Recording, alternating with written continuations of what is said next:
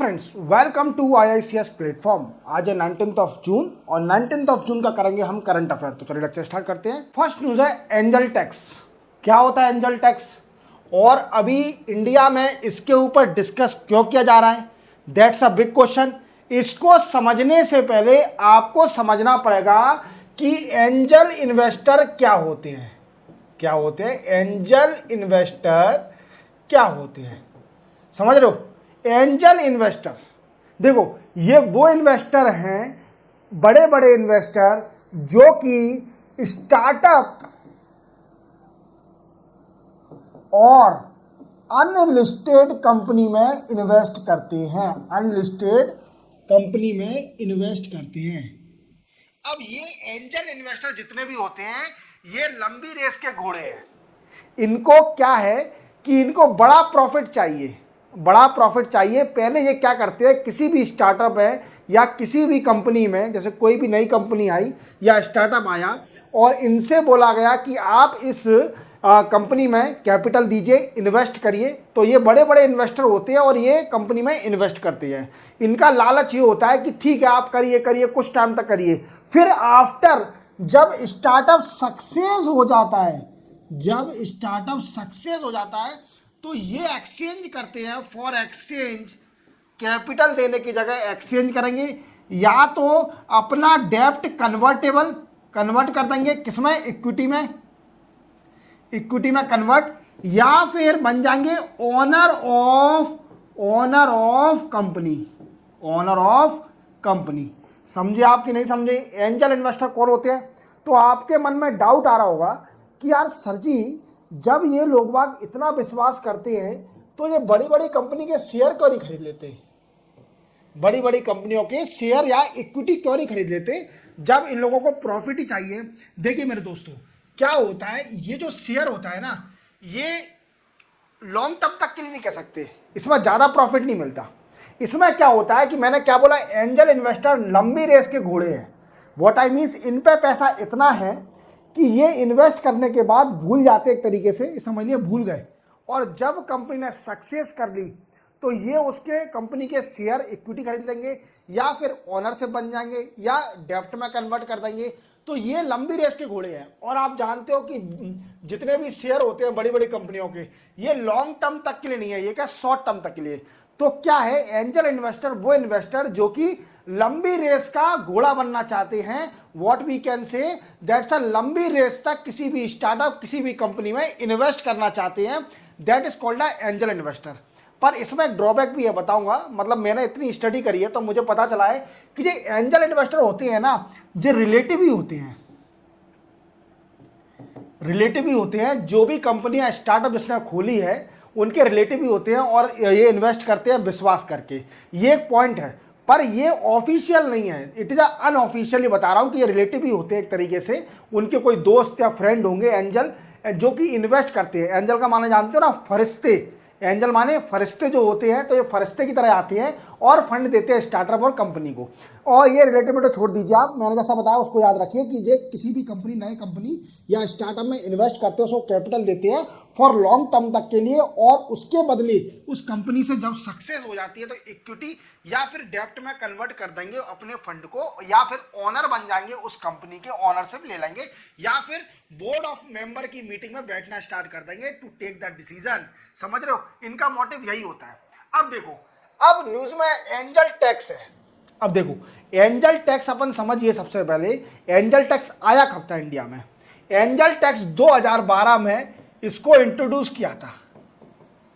2012 में इसको इंट्रोड्यूस किया था, और उनके लिए इंट्रोड्यूस किया था उन कंपनी, अनलिस्टेड कंपनी को जो कि क्या करती हैं, शेयर निकालती हैं, नए शेयर इशू करती हैं, और जिनकी फेस वैल्यू, जिन शेयरों की face value more than face value of market की फेस वैल्यू से ज्यादा होती है उनके शेयरों की वैल्यू, तो उनके ऊपर एंजल टैक्स लगाया जाएगा। समझे आप मेरी बात को? और एक और बात याद रखना, these company are unlisted company. Unlisted company, अरे सर अनलिस्टेड कंपनी क्या होती है?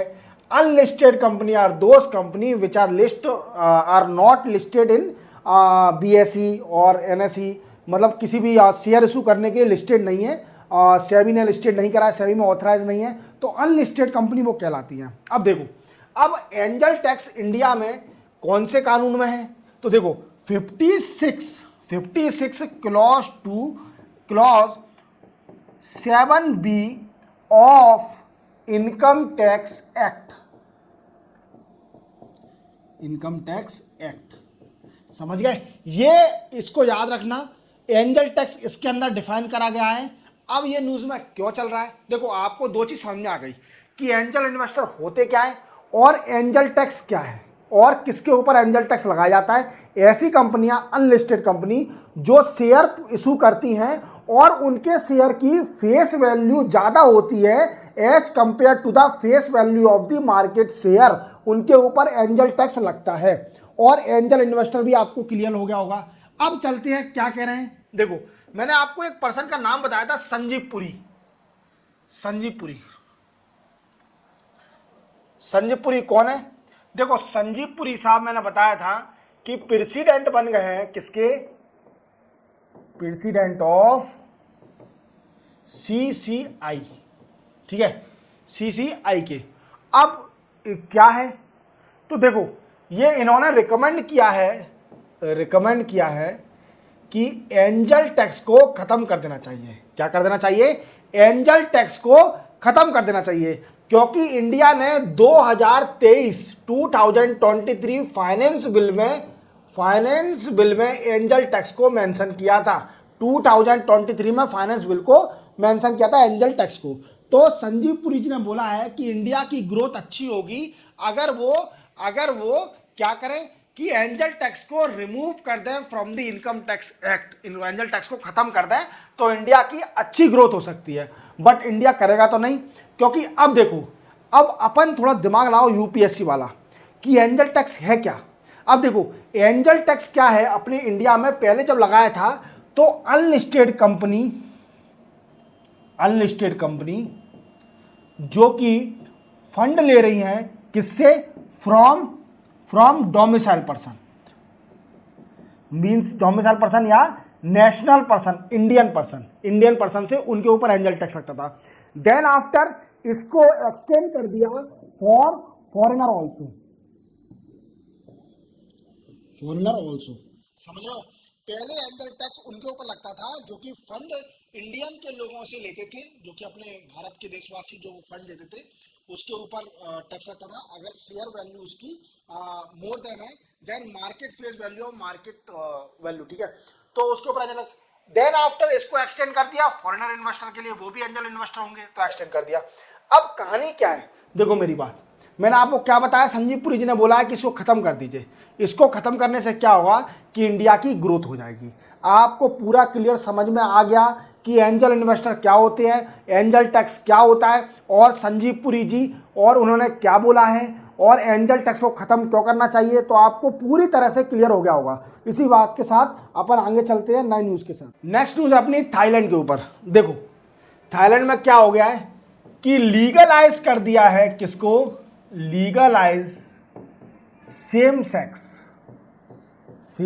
Marriage, means same sex marriage कर सकते हैं। व्हाट आई मीन्स, लड़का लड़का मैरिज कर सकता है या लड़की लड़की मैरिज कर सकता है, गर्ल गर्ल मैरिज कर सकते हैं, बॉयज बॉयज मैरिज कर सकता है। इसको लीगलाइज कर दिया है थाईलैंड के अंदर, बिल पास करके पार्लियामेंट ने कि ये लीगल है, कर सकते हैं अब शादियां, सेम सेक्स मैरिज कर सकती हैं इंटरेस्टेड हो तो। अब देखो ये करने वाली साउथ ईस्ट कंट्री में पहली कंट्री है थाईलैंड। इसने नाम रोशन कर दिया है, मींस नाम अपना रिकॉर्ड में लिखा दिया है कि पहली कंट्री है जिसने लीगलाइज कर दिया है सेम सेक्स मैरिज को। क्या कर दिया है, सेम सेक्स मैरिज को लीगलाइज कर दिया है। तो ये साउथ ईस्ट कंट्रियों में पहली कंट्री है। और एशिया में कौन सी है, तो एशिया में दोस्तों ये तीसरी कंट्री है, third country that legalise same sex marriage, तीसरी कंट्री। सर पहली और दूसरी कौन है, तो पहली है मेरे दोस्तों नेपाल और दूसरी है मेरे दोस्तों ताइवान। नेपाल एंड ताइवान, इन दो कंट्री ने सबसे पहले एशिया में लीगलाइज करा था सेम सेक्स मैरिज को। अब थाईलैंड ने भी अब इसको लीगलाइज कर दिया है, किसको? सेम सेक्स मैरिज को। समझ में आ गया? चलते अपन नेक्स्ट न्यूज पर। Punjab on drugs mafia. देखो, आपको मालूम है कि पहले तो आप इसको समझिए, आप से कई दोस्तों ने एक मूवी देखी होगी शाहिद कपूर की, उसका शाहिद कपूर मूवी का नाम है उड़ता पंजाब। तो उड़ता पंजाब मूवी में आपको क्या दिखाया है? पंजाब में ड्रग्स माफिया दिखाया है, ड्रग्स वाला केस दिखाया है, जिसमें शाहिद कपूर हमेशा ड्रग्स में ही रहता है और ड्रग्स में डूबा रहता है। तो ये ड्रग्स पंजाब में आता कहाँ से है? तो जैसा कि माता है कि बॉर्डर पाकिस्तान जो बॉर्डर है टच करता है पंजाब, वहां से ड्रग्स आता है पंजाब के अंदर। अब पंजाब की पुलिस ने और पंजाब की गवर्नमेंट ने इसके ऊपर बड़ा एक्शन लेने का सोचा है कि जो भी पंजाब में पाकिस्तान से ड्रग्स आ रहा है उसे कंट्रोल किया जाए, कैसे भी, बाय हुक एंड क्रूक। तो इसको कंट्रोल करने के लिए सबसे पहले जो हमारे सीएम है पंजाब के, सीएम ऑफ पंजाब,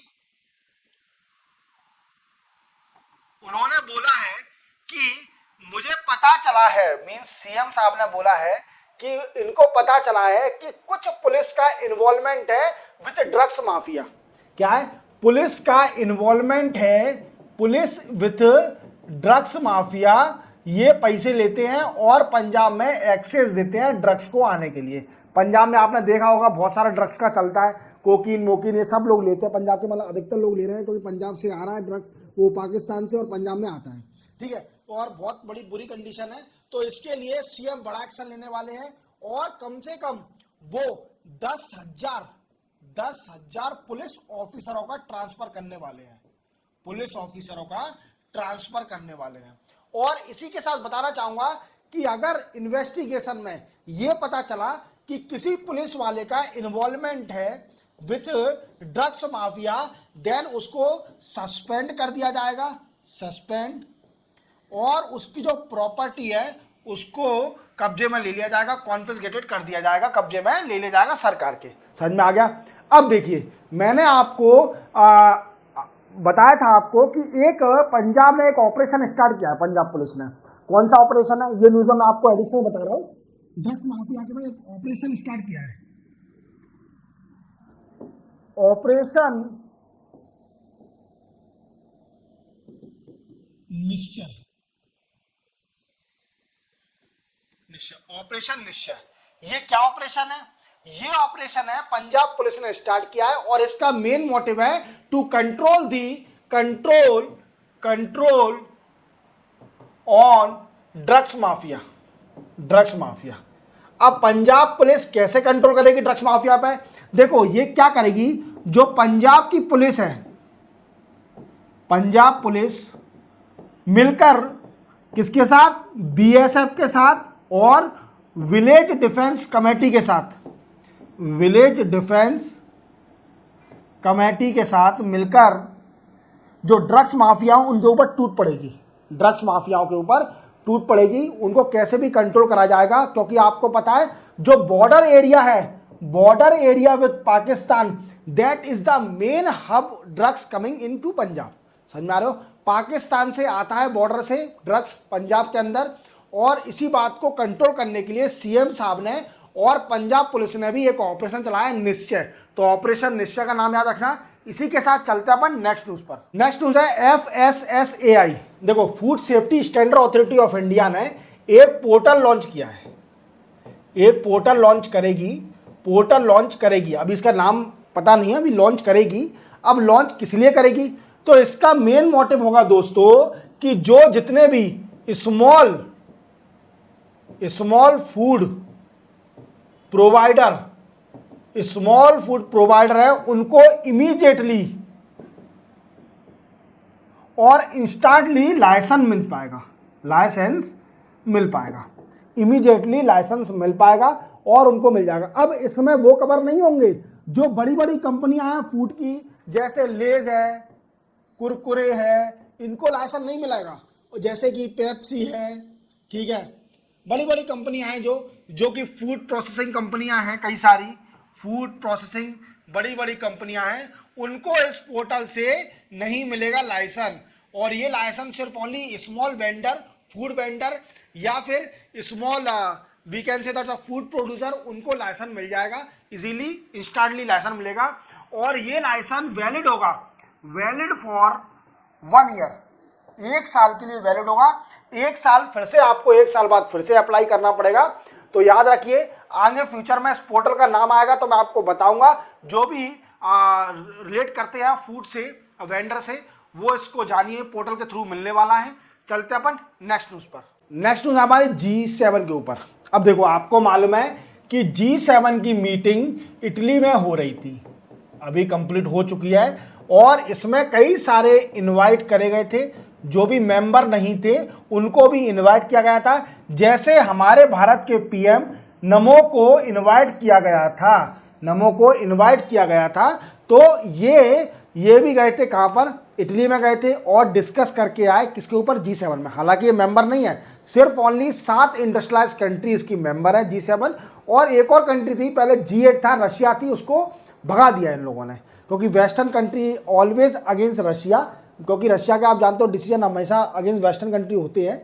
हालांकि मेरे को नहीं लगता कि यार रशिया इतना गलत है, पर वेस्टर्न कंट्री का अलग ही चलता है। ठीक है, छोड़ो। अब देखो क्या है, ऐसी कल्चर मीटिंग होने वाली है, क्या होने वाली है, कल्चर मीटिंग होने वाली है, और हमारे union minister of culture Gajendra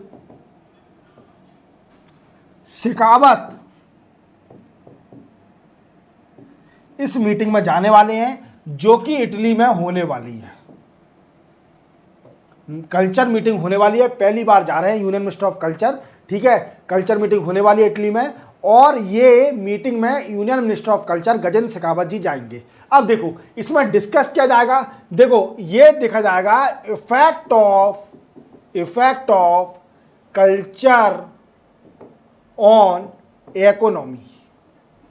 economy पर कल्चर का क्या इफेक्ट पड़ता है, इसके ऊपर डिस्कस किया जाएगा। और कल्चर मीटिंग होने वाली है G7 की, जिसमें यूनियन मिनिस्टर गजेंद्र शेखावत जी जाने वाले हैं। क्लियर। चले अपन नेक्स्ट न्यूज पर। नेक्स्ट न्यूज हमारी कोलम पोर्ट। देखो, सबसे पहले आप जानिए कोलम पोर्ट कहां पर है। यह है केरला स्टेट के अंदर। अब इसको डिजाइन कर दिया है यूनियन गवर्नमेंट ने, हैज डिजाइन एज, मतलब बना दिया है as a authorise immigration check post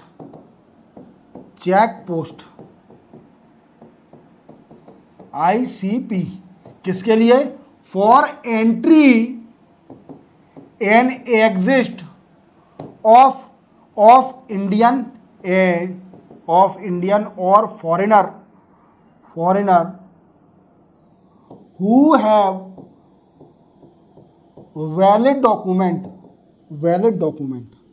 आपको तो सिर्फ ओनली एक चीज याद रखना है कि कोलम पोर्ट जो कि केरला में है, उसको यूनियन गवर्नमेंट ने इमिग्रेशन चेक पोस्ट बना दिया है इंडियन और फॉरेनर को एंट्री और एग्जिट के लिए, जो कि जिनके पास वैलिड डॉक्यूमेंट है। क्लियर। तो आपको सिंपल याद रखना है, कोलम पोर्ट केरला में है, इसको एक इमिग्रेशन चेक पोस्ट बना दिया है। क्लियर। चला अपन नेक्स्ट न्यूज पर। नेक्स्ट न्यूज हमारी श्रीलंका के ऊपर। अब देखो, अब मैं आपको बताऊंगा कि श्रीलंका में एस जयशंकर गए हैं। एस जयशंकर थर्सडे को जाएंगे। एस जयशंकर कौन है, हमारे एक्सटर्नल अफेयर मिनिस्टर हैं, और ये थर्सडे को श्रीलंका में जाने वाले हैं। थर्सडे को श्रीलंका में जाने वाले हैं, व्हाट आई मीन्स कल ये श्रीलंका जाएंगे, और किस किस पॉइंट पर डिस्कस करेंगे अपन को जानना है। देखो, मैं हर लेक्चर में आपको बताता हूं, जब भी कोई लीडर या पॉलिटिकल लीडर या डिप्लोमेट हमारे इंडिया में आता है, तो पहले ही डिसाइड हो जाता है क्या क्या डिस्कस किया जाएगा, या फिर हमारे इंडिया का डिप्लोमेट या फिर कोई पॉलिटिकल लीडर जब भी दूसरी कंट्री में जाता है, तो अपन को पहले डिसाइड में बता देता हूं कि क्या क्या डिस्कस होगा, और मोस्टली वही डिस्कस होता है, एक दो पॉइंट और एडिशनल ऐड हो जाते हैं। तो देखो, अभी इसमें डिस्कस किया जाएगा कई सारे पॉइंट पर। देखो, इंडिया कई सारा डेवलपमेंट कर रही है श्रीलंका के अंदर। क्या है, India development in Sri Lanka. Development, और इसको कई सारे तरीके से रोक दिया गया था, मींस हल्ट कर दिया था इसके डेवलपमेंट को। क्यों? क्योंकि जो श्रीलंका थी उस टाइम वो प्रो चाइना थी, व्हाट आई मीन्स चाइना की तरफ ज़्यादा लीनियंट थी, तो इंडिया के अगेंस्ट भी शायद चली गई थी। तो इंडिया में कई सारे जो प्रोजेक्ट श्रीलंका में चल रहे थे इंडिया के, उसको रोक दिया गया था। तो ये साहब डिस्कस करेंगे कि उसको रिजम्पशन, उसको दोबारा स्टार्ट किया जाए, जितने भी डेवलपमेंट प्रोजेक्ट चल रहे थे इंडिया के श्रीलंका के अंदर, उसको दोबारा स्टार्ट किया जाए। समझ में आ गया? दूसरा पॉइंट इंडस्ट्रियल जोन बनाएगी India in eastern district of Sri Lanka, ठीक है, जो कि अट्रैक्ट करेगी, टू अट्रैक्ट इंडियन इन्वेस्टर और फॉरेन इन्वेस्टर। समझ रहे हो आप मेरी बात को, कि एक इंडस्ट्रियल जोन बनाने जा रही है India eastern district of Sri Lanka Trincomalee में, और ईस्टर्न डिस्ट्रिक्ट ऑफ तिनकोमाली, जिसमें अट्रैक्ट करेगी इंडियन इन्वेस्टरों को और फॉरेन इन्वेस्टरों को अट्रैक्ट करेगी इंडस्ट्रियल जोन के अंदर। और तीसरा ये डिस्कस करेंगे कि एक Adani group, Adani green company है, आप जानते हो गौतम अडानी की एक अदानी ग्रीन कंपनी है, वो क्या कर रही थी, $442 मिलियन का एक विंड एनर्जी प्लांट बना रही थी, जिसको बंद कर दिया गया है due to reason of environment clearance और एनवायरमेंट इम्पैक्ट के जरिए इसको बंद कर दिया गया था। फिर अडानी ग्रीन ने श्रीलंका के सुप्रीम कोर्ट में कई पेटिशन लगाई और सुनवाई चल रही है। तो एस जयशंकर इस पर भी डिस्कस करेंगे कि इसको जल्दी जल्दी रिजॉल्व करा जाए और अडानी ग्रुप को एनवायरमेंट क्लियरेंस दिया जाए, जिससे कि वो $442 मिलियन का विंड एनर्जी प्लांट वहां श्रीलंका में बना ले। तो इन 3 पॉइंटों पर डिस्कस किया जाएगा। इसी के साथ 19 जून के करंट अफेयर कंप्लीट होते हैं। मिलते हैं हम कल 20 जून के नए करंट अफेयर के साथ। जब तक के लिए जय हिंद।